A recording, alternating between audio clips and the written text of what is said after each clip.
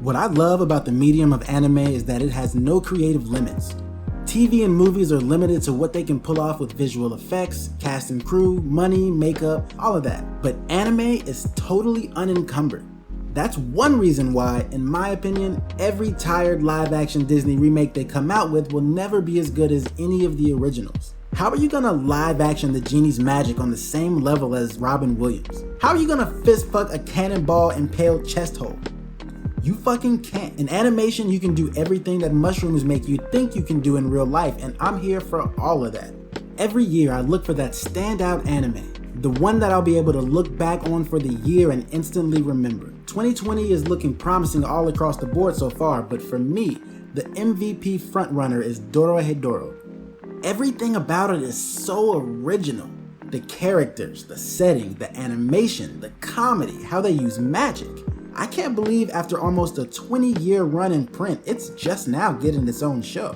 In the world of Dorohedoro, there's a race of people called sorcerers who can produce smoke that carries different magical abilities. Kinda like Nin and Hunter x Hunter, except they can't choose their abilities. They have to make do with whatever power they're born with. There are healers, time travelers, shapeshifters, people who can make you into meat pies, and all sorts of stuff. And then we have the regular humans who actually live in another dimension called Detroit. Sorcerers are able to traverse back and forth, and they use humans to practice their magic on. And this has had disastrous effects on the human world and the people who live there. One of those people is our protagonist, Kaiman, who has had his head changed into a lizard, and he's on a quest to find the person who did it. If I had to describe what the show's about, Kaiman tracking down this sorcerer would be my Netflix description, but there's way more going on than that. We got a zombie apocalypse, baseball, carnival, crime bosses, bloody battles, devils. Even in the episodes that don't really advance the plot, you still come away from it feeling satisfied because the setting is so exciting, you want every little peek you can get at it. As cool as the world is, so too are its characters, even if a little one-dimensional. Personality-wise, Kaiman reminds me of a ruthless Goku. He's slow, kind of a big goof, and every spare second he gets he's chowing down on gyoza. His partner Nikaido, the ride or die you need in a place like the Hole, will kick anybody's ass and then cook you a meal. In the other dimension, we've got Shin and Noi, two hitmen always looking for a good battle and get as many as they can handle from their boss, the wealthy, self-absorbed yet caring En. At the lowest ring on the En family totem pole are Fujita and Ebisu.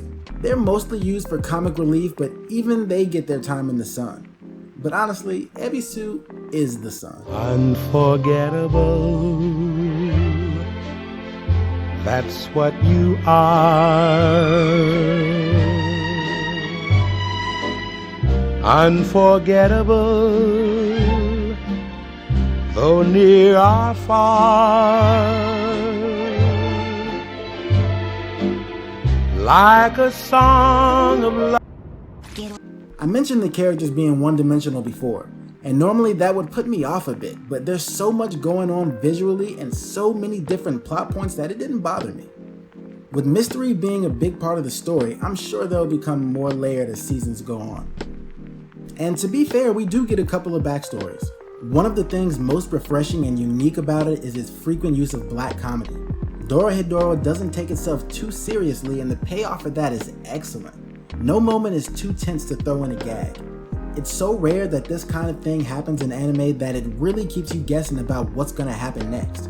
Generally, you at least know what's not gonna happen, but in Dorohedoro, you don't know shit. It's got a great mix of action, mystery, comedy, characters, and story.